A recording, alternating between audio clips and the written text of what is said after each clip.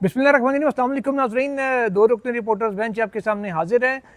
तहरीक इंसाफ जहाँ एक तरफ लाहौर में जलसा कर रही है और जलसागाह के जो मनाजिर हम देख रहे हैं, जो कुछ लोगों से हमारी वहाँ पे बात हो रही है, जो रिपोर्टर्स वहाँ कवरेज कर रहे हैं और वो जिस अंदाज में रिपोर्ट कर रहे हैं, तो मतलब जलसा को माड़ा तो नहीं है, जलसा तो अच्छा है और बेहतरीन जलसा अब तक जा रहा है। सोहेल साहब, काफ़िले पहुँच पा रहे हैं, नहीं पहुँच पा रहे, बहुत सी शिकायत ऐसी भी आ रही हैं, कुछ लोग पहुँच गए हैं, कुछ के लिए अभी तक इशूज़ बने हुए हैं, रास्तों की बंदिश है, किसी को रूट नहीं मिल रहा, किसी के क्या इशू है, लेकिन बर ओवरऑल जलसा कामयाब रहा है अभी तक। तो अब तकरीरें अंदर क्या होती हैं, वो उसके बाद में क्या कटे खुलते हैं, वो फिर बाद में उससे आगाह करेंगे अपने साथियों से, वहाँ से मालूमात लेके। इस जलसे का जो इस पर हमारा टॉपिक जलसा नहीं है, लेकिन हाँ, इसका सबसे पहले अगर आप देखना है तो कि जलसे का पर्पस क्या है। जलसे के मकसद होते हैं या तो इलेक्शन नज़दीक आ रहे हैं, माहौल बनाना है। जलसे का मकसद होता है या तो आप कोई तहरीक चलाने जा रहे हैं और आपने उसकी कोई डेडलाइन वगैरह देनी है, कोई डेट देनी है, या कोई आपने डिमांड सामने रखनी है। ये तीनों एलिमेंट्स इस वक्त नहीं है, ये अपनी नेचर के अलग जलसों का सिलसिला है। इसमें पीटीआई असल में जो 9 मई के बाद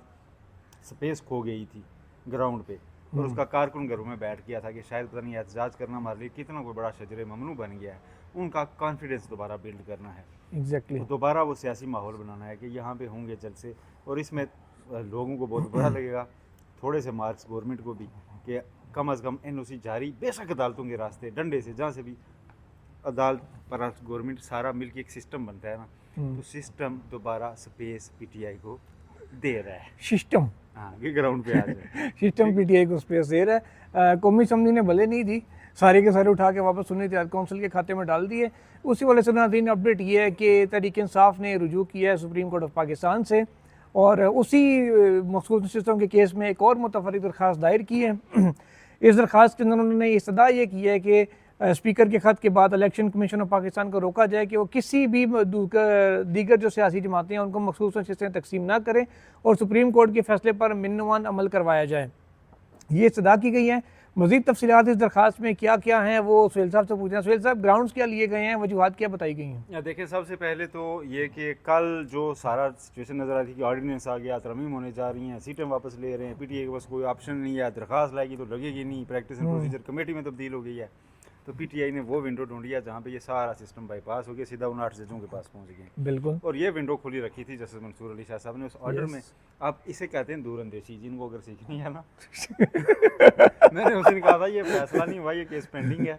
अब आहिस्ता आहिस्ता लोगों को समझ आएगी कि कैसे पेंडिंग था। ठीक है, ये सारी चीज़ें कैलकुलेटेड थी कि ये अरबे आजमाए जाएंगे, तो इसलिए ये लाइन डाली गई थी कि जहाँ पे इम्प्लीमेंटेशन में बाम हुआ तो तशरीफ लाइएगा। और एक चीज़ ऐड कर दूँ, 12 जुलाई को मैंने शाम को व्लॉग में कहा था ना ये फैसला मानेंगे नहीं, हर हद तक जाएंगे, ये करेंगे वो करेंगे, तब मुझे बड़ी गालियाँ दी थी लोगों ने। हो गया इम्प्लीमेंट, डाली रिकॉर्ड। इलेक्शन कमीशन ने जो उम्मीद लगाए बैठे थे जी बड़ा मान जाएगा इलेक्शन कमीशन। दूसरा ये भी देखेंगे तफसीली फैसला ना आए होने की बरकत है कि अब ये इम्प्लीमेंटेशन जो है ना ऑन है। यस, तो उधर से सारे कार्ड्स खेले जा चुके हैं और अब ऐसे में पीटीआई आज दरख्वास्त यहाँ छोड़ गई है कि जी एक और बम पैदा हो गया है इलेक्शन कमीशन को और स्पीकर को भी, कि जी उन्होंने बाद में जो तरमीम किया इलेक्शन एक्ट में उसके तहत वो हमें महरूम रख सकते हैं और हमारा स्टेटस पार्लिमानी पार्टी जो आपने कहा कि पीटीआई वाज एंड इज, ठीक है, कि है पार्टी, वो कह रहे नहीं है। तो ज़रा अपने फैसले पे रोशनी डालें अच्छी टार्च के साथ, बड़े बल्ब क्या बन रहा है बड़े बल्ब से। तो कल जो हंगामी तौर पे कमेटी में तब्दीली हुई प्रैक्टिस एंड प्रोसीजर में, तो वो इसके रास्ते में नहीं पड़ती। कोई टांग रखे तो रखता रहे, रास्ते में उड़ाए, लेकिन वो इसके रास्ते में पड़ती ही नहीं। ये 12 हाल वही होना जो आज कंटेनरों का किया पीटीआई। 12 जुलाई के ऑर्डर वाली है। 12 जुलाई का ऑर्डर कहता है कि 8 जजेस चैम्बर वाले जो है उनसे आप इबाम दूर करने के लिए आप बिल्कुल करेंगे, वो ऑर्डर जारी करेंगे। दरखास्त आ गई है, आप वो ऑर्डर आ जाए, रात को आए, कल सुबह आए, दिन को आए, परसों सुबह आए, टाइम भाई। और उसमें कहीं ये मेंशन नहीं है कि आप एक दफे वजारत के लिए रिव्यू कर सकते हैं। और वैसे भी जब तक इम्प्लीमेंटेशन नहीं होती, और वैसे भी पीटीआई की ये पहली दरखास्त है, पीटीआई की पहली दरखास्त है। इससे पहले वजारत इलेक्शन कमीशन ने मांगी थी जो उनके गले पड़ी। अब पीटीआई आई है वो इलेक्शन कमीशन को लेके कि जनाब हाले भी थोड़ा फैसला नहीं मान रहे। अच्छा, ये भी इंटरेस्टिंग चीज़ है। और इसके साथ ही साथ कहते हैं मट्ठी मट्ठी गोलियाँ जो है ना वो शाह साहब दिए जा रहे हैं। कल जो फैसला उन्होंने जारी किया, अच्छा मज़े की बात सोहेल साहब, शाह साहब ने रिटर्न उसको लिखा है, इस पे उनके साथ थे मोहम्मद अली मदर साहब, अक्सरियती फैसला देने वालों में शामिल हैं। तीसरे नाज़रीन बड़ा इंटरेस्टिंग बात है, तीसरे हैं जस्टिस शाहिद बिलाल हसन साहब, जो आजकल चीफ जस्टिस, जैसे मैंने कल के व्लॉग में बताया था, काजी फाइद साहब के बेंच में बैठे हुए हैं और वो जो रिकाउंटिंग वाला मामला था नून लीग को सीटें देने वाला, उससे भी उन्होंने इख्तलाफ किया था। यहाँ पे वो सिग्नेटरी हैं इस बात पे कि कवानीन का आप माजी से इतलाक नहीं कर सकते, ठीक है। तो वो गल अठां तो नहीं रही, गल वध गई है, जैसे हम पहले ही बताते रहे थे कि अब देखते रहेंगे किधर किधर से क्या क्या आता है। तो असफल साहब, इसकी दरख्वास्त के असरात क्या होते नज़र आ रहे हैं? ये किस हद तक अलमिया या कह लें ख़तरनाक बात होगी इलेक्शन कमीशन के लिए, या गवर्नमेंट को इससे क्या क्या नुकसान हो सकते हैं अगर कोई मुमकिन ऑर्डर इसके ऊपर आता है तो? पीटीए वाली दरख्वास्त पर, हाँ जी, पीटीए वाली दरख्वास्त पर अगर ऑर्डर आता है तो उसके बाद जो है ना, अभी तक तो एक दिखाया गया कि हम आपके ऑर्डर पर अमल दरामद के मूड में नहीं हैं। अब अगर ये ऑर्डर आ जाता है कि नहीं, इलेक्शन एक्ट में तरमीम का इतलाक इस पर नहीं हो सकता, माजी से आप इतलाक नहीं कर सकते, जो उनका राइट क्रिएट हो चुका है, जैसे कि रात वाले फैसले में उन्होंने लिखा, तो उसको अगर वो इसमें भी दोहराते हैं, और यकीनन आर केस में मौक़िफ़ तो नहीं बदलेंगे ना। रात को उन्होंने अगर लिखा है कि जिसका राइट क्रिएट हो चुका है उसको आप उसके बाद कानून साजी से उसे ख़त्म नहीं कर सकते। बिल्कुल। और आइन का आर्टिकल 8 जो है वो ये रिस्ट्रिक्शंस इम्पोज करता है कि आर्टिकल 9 से लेकर 28 तक जो बुनियादी हकूक़ दिए गए हैं उनके खिलाफ कानून साजी भी नहीं हो सकती, ठीक है। तो उनके बुनियादी हकूक़ में ये है ना कि एक चीज़ उन्हें मिल गई तो उसके बाद आप उन्हें नहीं। और वैसे भी अदालत ने इलेक्शन कमीशन को जो वजाहत दी थी उसमें उन्होंने ऑर्डर में लिखा था कि ये पास एंड क्लोज ट्रांजैक्शन हो चुकी है, और कल के फैसले में जो जुडिशल फैसला है उसके अंदर कहा है कि पास एंड क्लोज ट्रांजैक्शन को दोबारा से रिवाइव नहीं किया जा सकता नए कानून साजी के तहत। तो इस तरह तो गवर्नमेंट की ना 3 माह की मेहनत जो है ना वो ज़ाया हो जाएगी। किसी की कभी 3 साल की हुई थी 3 माह की मेहनत जो है वो ज़ाया हो जाएगी। 3 माह पहले इन्होंने ये कानून बनाना शुरू किया था, इलेक्शन एक्ट में तरमीम वगैरह, कि जिसका इतलाक जी बेशक सुप्रीम कोर्ट का फैसला मौजूद हो, बंदे वापस एक पार्टी से दूसरे में नहीं जा सकते। पिन पॉइंट किया गया था, फोकस किया गया था सुप्रीम कोर्ट के फैसले को गैर मौसर करने वाली एक कानून साजी। अब अबहम दूर करने वाली में सब्सिक्वेंट एक्ट कह चुकी है को जी बिल्कुल हफ्ता पहले कि सब्सिक्वेंट एक्ट उसको गैर मौसर नहीं करेगा। अब पीटीआई ने अपने ये ठीक किया है कि वो आ गए, उन्होंने कहा जी आप मज़ीद वजाहत कर दें कि ये जो इलेक्शन एक्ट में उन्होंने तरमीम किया ये से मुतासर करती है या नहीं, क्योंकि स्पीकर कौमी असम्बली और स्पीकर पंजाब असम्बली खातिर लेकर इलेक्शन कमीशन को कह रहे हैं कि हमने तरमीम कर लिया तो अब आप सीटें जो है ना उसको देखते हुए वापस करें हमें। इसके साथ अब कल इलेक्शन कमीशन को कानूनी टीम उनकी जो है, पता नहीं उस कानूनी टीम का कितना बड़ा जिगरा है, उन्होंने उनसे कहा है इलेक्शन कमीशन को कि जी वो बस अब तो सुप्रीम कोर्ट का फैसला खली बल्ली, अब तो आप जो है ना पार्लियामेंट के साथ चले जाएँ, इन्होंने तरमीम कर दी है। ये वही टीम है जिसने कल आके इधर दोबारा खड़े होना है, और वहाँ इनसे बात नहीं बन पा रही होगी, ठीक है।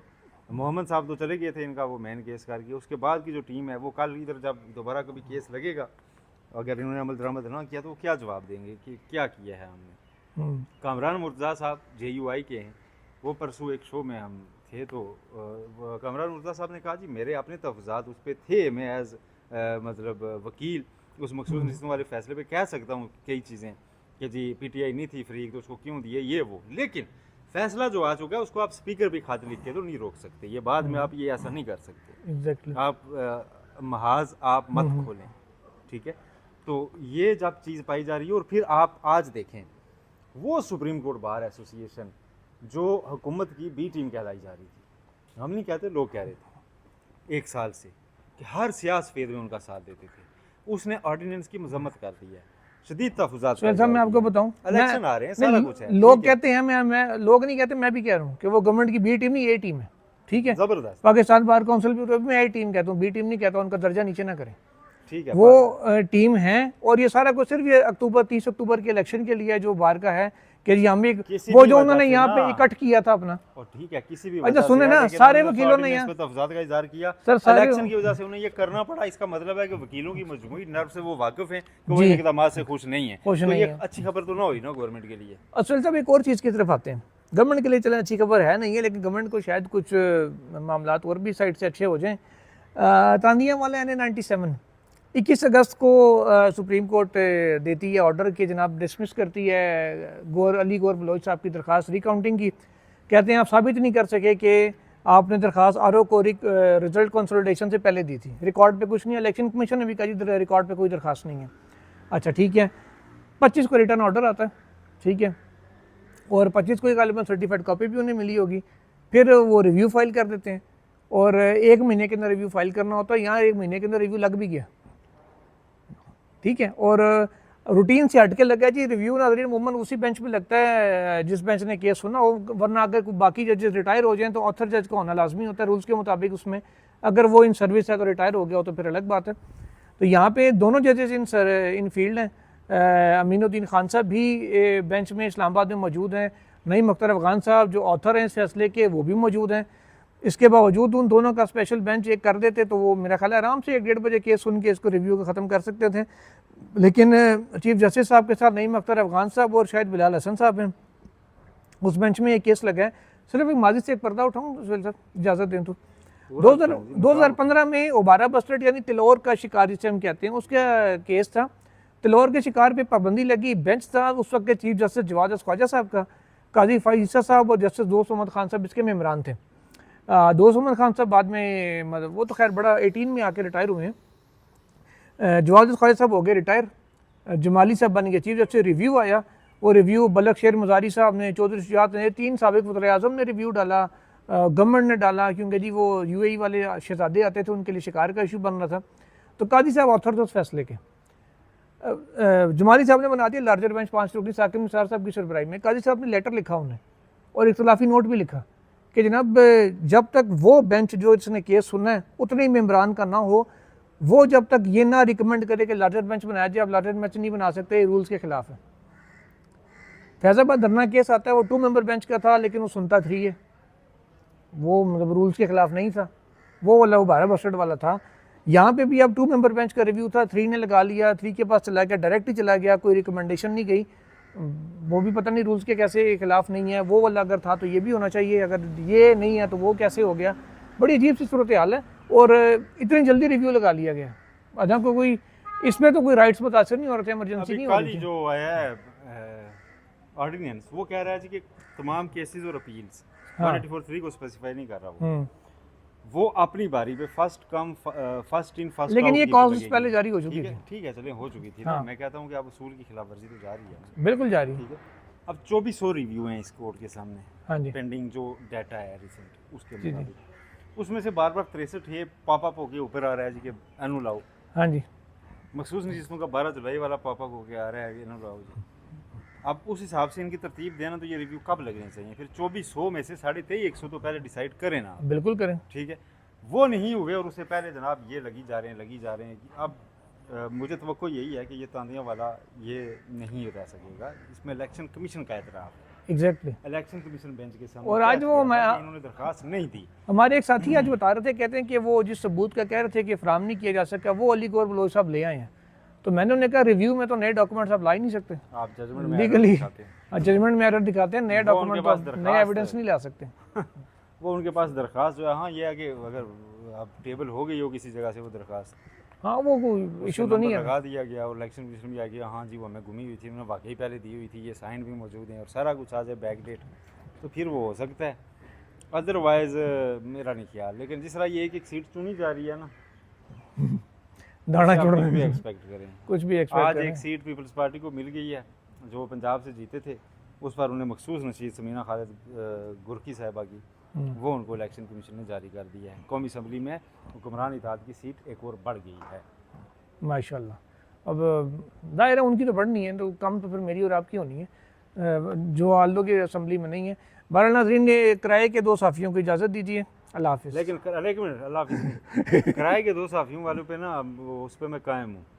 हाँ वो तो हम भी कायम हैं। यहाँ नहीं है ना, रात को मेरी सदर जनाब वकील अफजल साहब से भी बात हुई थी। अच्छा, बाकी तमाम साफ़ी तंजीमें जो हैं वो राब्ते कर रही हैं कि जी हम वेट कर रहे हैं कि पहले आपकी साफ़ी तंजीम कोई करे। कल ये पार्लियामेंट्री रिपोर्टर्स जो एसोसिएशन है जी जी, उसमें ये डिटेल, और उनका थैंक यू, हम नहीं थे वहाँ, उन्होंने डिस्कस किया और उन्होंने तय किया जी कि पहले उनका आप स्टेप देख लें, उसके बाद, और उन्होंने इन प्रिंसिपल सारू ने इसकी ज़बानी कलामी मज़म्मत की है कि ये रवश ऐसे नहीं होनी चाहिए। वैसे कल जो मेरी बात हुई है तो सदर सेक्रेटरी साहब दोनों का तो कोई इरादा मुझे नेक नहीं लग रहा था, और अब पता नहीं आपसे उनकी क्या बात हुई है। बस मैंने भी ऐसे ही, उन्होंने राय ली थी तो मैंने बताया जी कि राय यही है कि मैंने राजा साहब को बता दी है कि या तो आप करेंगे या हम करेंगे। लेट्स सी क्या होता है। अल्लाह हाफिज़।